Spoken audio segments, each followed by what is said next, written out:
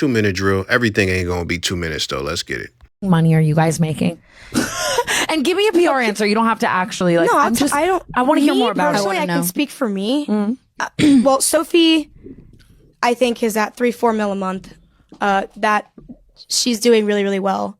For me, I'm right now in this currently 1.5 a month.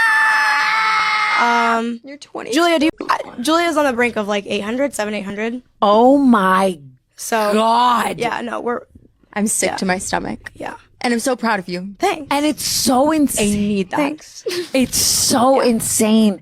It's just so cool. I just love to see women win in any way, and it feels like The girls are killing it. How much have you made since starting in OF? You want me to say it on here? Yeah, if you want to say it. Or just show me, because I know you're logged in on your phone. $54,000? Y'all are sick because she looks 12. Y'all are weird.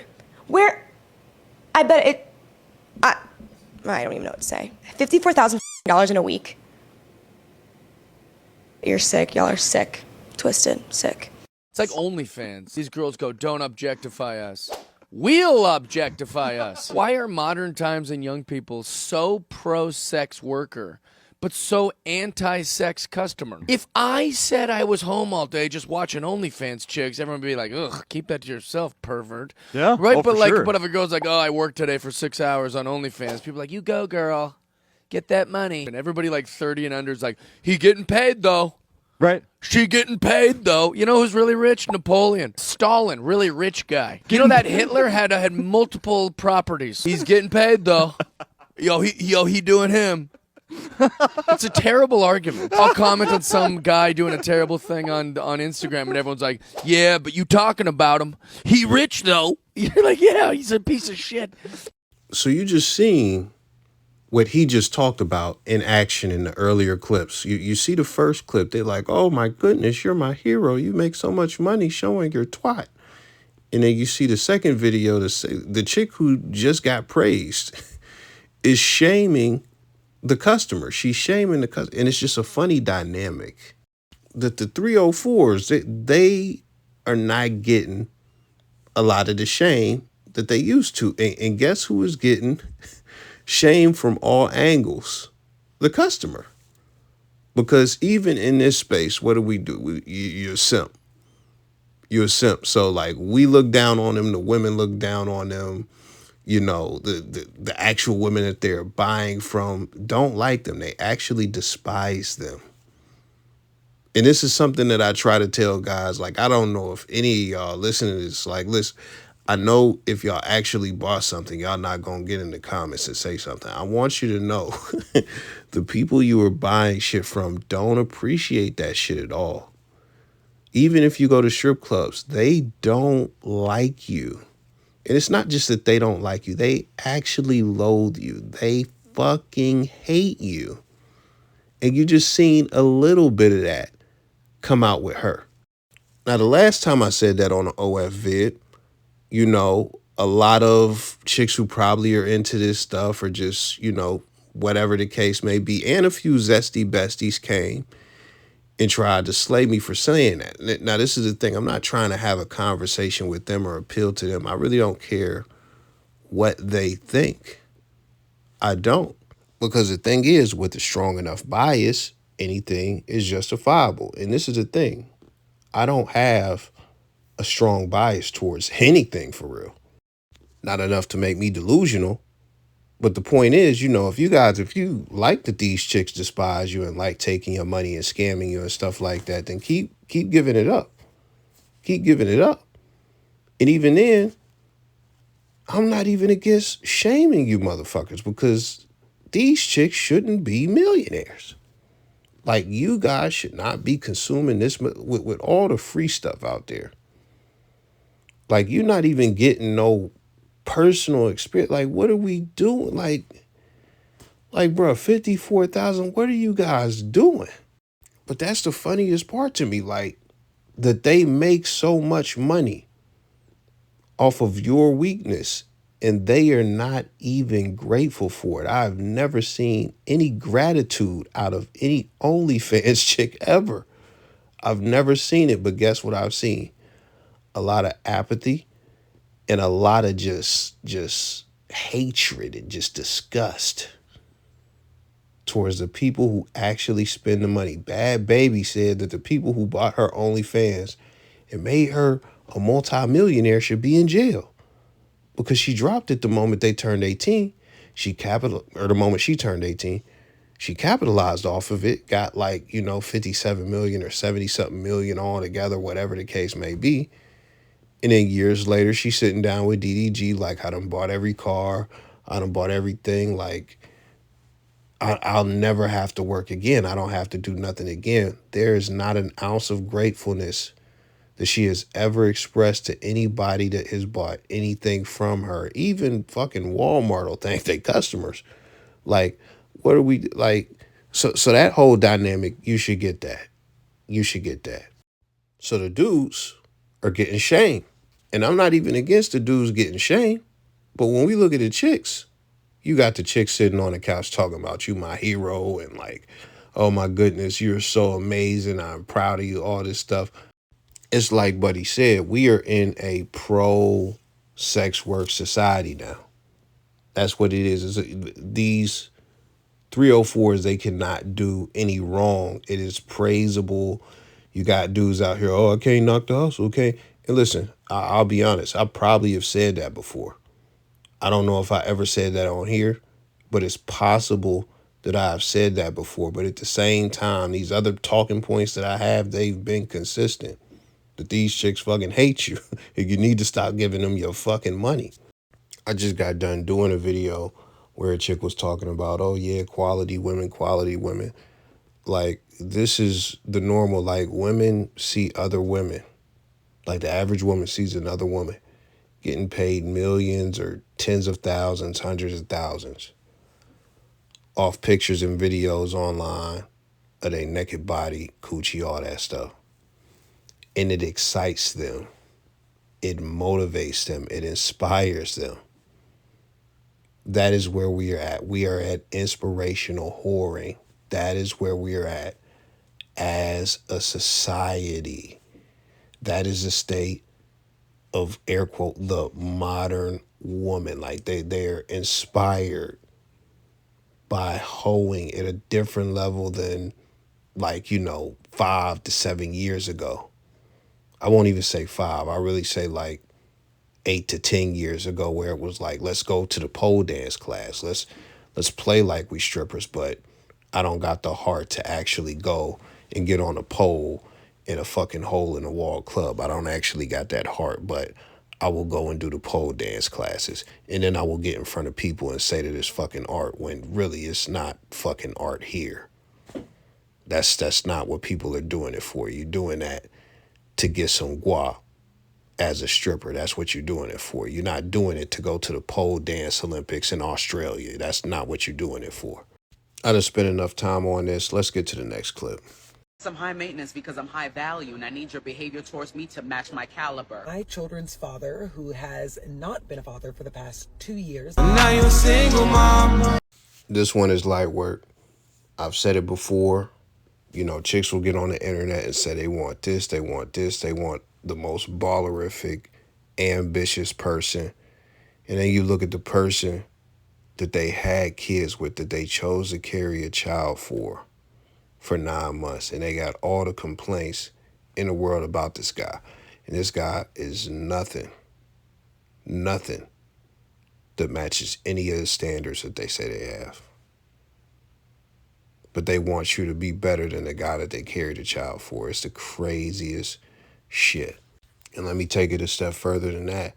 You expect the guy that you're getting with now that you got the baggage from the bum, baby dad, you expect him to put in more effort than the baby dad. Not just be better, but put in more effort than the baby dad to get what he already done had for less effort as a, air quote, lesser man. Crazy. You should not sleep with a man who cannot provide for you financially. And that statement's going to ruffle so many feathers. It's most often met with 2 different types of responses. Let me get my response out of the way because it's not accounted for in the 2 responses that she says. We just got done watching a chick say what she want out of a guy, but it's the opposite of what she actually got out of her baby dad. It's cool to come on the internet and broadcast your standards, right? It's cool to get in a conversation with a man and broadcast your standards. It's cool to get on a date, broadcast your standards. But the truth is, women want what women want. They can't control what they actually want. They're going to respond to what they respond to. Now, you might wonder, like, what are you talking about? I break it down two ways. You got the lover provider dynamic. When it comes to the lover, these guys have things that organically attract the woman. They have things that organically attract the woman. And guess what? Money is typically not the key factor. It's something looks related. It's something personality related. It might even be a certain type of status. And that status could be detached completely from money. It could just be this guy fucks a lot of girls or all the girls want him. Or it could be he's just popular. Everybody knows him. He has a lot of social proof. Could be one of those things. And with those guys, the pussy fall off the bone. It just melt right off the bone. It's just tender. The coochie just get tender for those guys. Now, when you talk about the provider, those are the guys who got to go on 51st dates. Those are the guys who got to put in way more effort for the same prize and then get more responsibility than the lover. Now, we won't get into all the other dynamics, like when women get older, that's when they prioritize, looking for a provider and stuff like that and looking for security. We won't get into all of that. But it boils down to this, as far as my take before we get back into this, the response that she hasn't been met with. That's cool to say. And that's a cool standard to project out there. But are they going to actually live up to that? It's going to be difficult for them to actually live up to that, especially when they come across the guys that are organically just, they are highly attracted to. So it's cool to say that. But there's what women say, and then there's what women do. So this is a good belief, but it'll mostly apply to guys that you don't have a high attraction for anyway. If you were highly attracted to the guy and he doesn't have money, this rule is going to fly out the window like Jazzy Jeff on Fresh Prince. One is likening women to SWs. If they expect any kind of reciprocity when it comes to a relationship or any kind of proof of funds when it comes to potentially engaging with a man sexually. Mind you that nowadays engaging with a man sexually could result in an unwanted pregnancy. And that unwanted pregnancy could result in a child growing up in a broken home, in a broken system, in an impoverished life. Yo, the funniest thing is that she said nowadays, like, this is a new circumstance. Like, it's a new circumstance. The thing I will give her is that it is very great that she is not only thinking about the consequences, but telling people these are the consequences that could happen. I will salute her on that, because when it comes to a lot of this decision making, a lot of women don't think about the consequences. Guess who else doesn't? A lot of men. That's just me being 1,000. A lot of people really don't think about the consequences of their sex. And that's how come, me personally, it's like certain people, I don't care how sexy you is or nothing, or how much you want to do it, bro. Like, I can't do it if I know, like, that you are just too nutty. I can't risk putting a child through having to deal with you as a mom. That's an extremely responsible frame of mind. Most dudes don't have that. That's how come these turbo thoughts be ending up with kids who should never have kids. This has nothing to do with the video or what she's talking about right now. Kind of does, because she said life and poverty and stuff like that. But there is a 5-year-old girl who just got shot. I was thinking about doing a video on it, but I'm like, nah, that's a little too heavy. But she got shot and killed along with her dad. And I guess, it's like her dad was like a rapper / street dude or whatever the case may be, I guess. Unfortunately, the 5-year-old, she passed away and stuff like that. You got the dad as a street dude, right? The reason I was going to do a video is because the mom is not even really mourning the kid. The mom is just so ghetto. And it's like, oh my goodness. I feel really bad for the child. And I feel bad for anybody else in the family who has to deal with that loss. But just in case there's like some gray area or you really don't understand, like the mom is just really belligerent. She like it just don't seem like there's any sorrow or sadness. She's popping bottles and it's just like, oh my goodness, it's just horrible. It's horrible, and it makes you think like, okay, this is a bad combination. This mom and a street dude as a dad, like, yeah, this was, it's just horrible. It's just horrible. And the reason I brought that up is because she mentioned, the consequences of sex. You could have a life in poverty and stuff like that.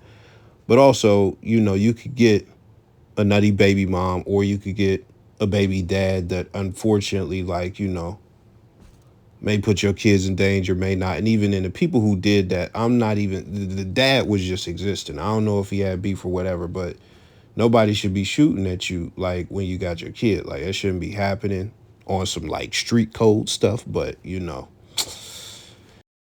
getting a little too deep on that, but you should get the point from that. Let's get back to the point that she made. So it's cool that she laid out all the consequences and stuff. Now, when you look at the consequences that she laid out, does it justify saying, don't sleep with a man who can't provide for you financially? My answer to that is yes, to some extent, it does. It does justify saying that you shouldn't sleep with a man unless he could provide for you financially. But there are a few caveats just to that sentence, but let's focus on just the prostitution aspect. If you are thinking about, and this is a primary this is a primary thing that you're looking at, can he provide for me? When you go to open your legs or sleep with him or anything like that, you are thinking from a transactional standpoint. Because what she mentioned is reciprocation. If the reciprocation for finances is sex, what do you think that is? What do you think that is? So yeah, you could be right about the consequences and stuff like that, and it can justify what we're talking about to some extent. That doesn't mean that it's not parallel to prostitution. It's still parallel to prostitution. Because where is the love in that shit? This is the other thing that, I don't know if there's going to be a point for me to mention it, so I'm going to just mention it right now. You could open your legs for a guy that can provide, and he still doesn't provide shit. He still doesn't provide shit. Let me tell you where this can end you up at. It could end you up with an Anthony Edwards situation where he don't even want the baby. He don't even want the baby, but you want to have the baby. And, like she mentioned, now the good news for you is you're not going to end up in a poverty situation, but now your kid is not going to have a dad. So it could end up like that for you as well. But there are tons of dudes, and I know dudes who got hella bread, who fuck chicks, and the chicks get high fives and handshakes. They don't get shit. They don't get a fucking thing. Dudes are completely capable of providing. But when you think, I'm only going to fuck guys who can provide, instead of, I am going to find ways to provide value for a guy that can provide so that he can give me commitment. Instead of thinking like that, you think about just the coochie aspect, and you end up doing some goofy shit, not getting nothing, or just fucking with dudes to get you a purse and get you the fuck out of here. Or you get a baby dad who might have money, but he don't give a fuck about the kids or nothing like that. So anyways, the whole point, none of this shit that we talked about negates the parallel to prostitution.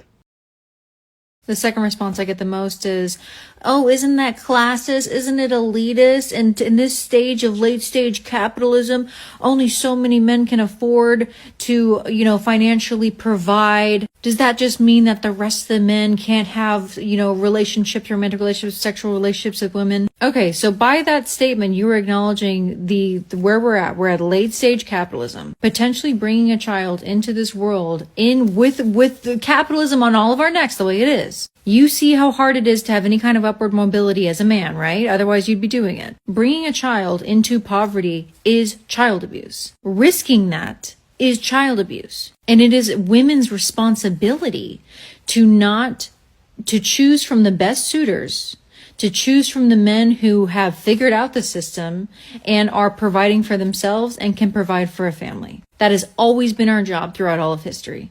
Now, she says that finding these guys has been their job throughout history. And she mentioned reciprocation just being coochie. She's not going to talk about the job that women have to those men. She's not going to talk about that at all. And the other thing about this frame of mind, like, again, I already said this is some cool stuff to say. You could believe it. You could start to even live by it. Two things. Number one, you end up in a Nick Cannon situation or even a Jay Fizzle situation where you get with a guy who, air quote, has the means to provide. Oh, he be having paper. He got bread. Oh, he's a millionaire. Whatever the case may be. And you baby mom number 87. You baby mom number 12. You baby mom number 6. You could do that. If that is the dream that you have for yourself and your family, you could do that. Because this is a second thing. Everybody's not capable of locking down or even having a child with a guy that is wealthy or with a guy that is capable of providing. We're talking about this economy shit. Kevin Samuels broke it down for y'all probably before this chick even started making content, before I even started making this content myself. He broke down the number. Okay, you want a 100-figure dude? They been had the delusion calculator out. Like, when it come down to it, it's not enough of these guys to go around. You're going to be sharing these guys. And if that's what you want to do, hey, that's cool too. I ain't got no problem with it. Go share them niggas. But like I just said, all of y'all not going to get that opportunity. All of y'all not going to lock one of them down.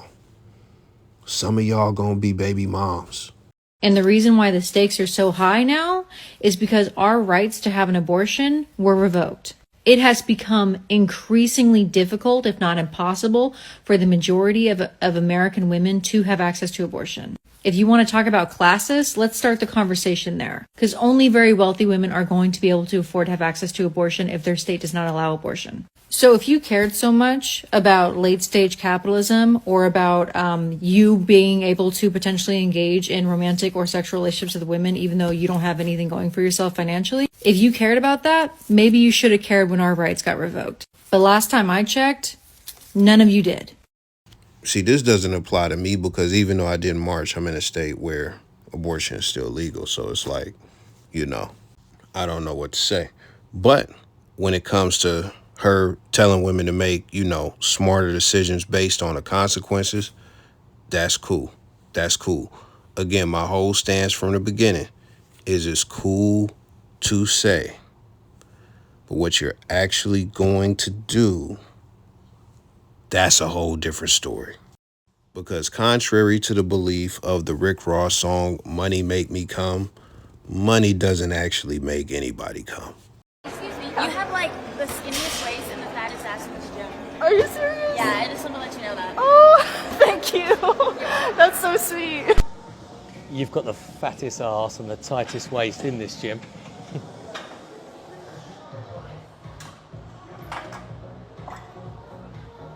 Sorry.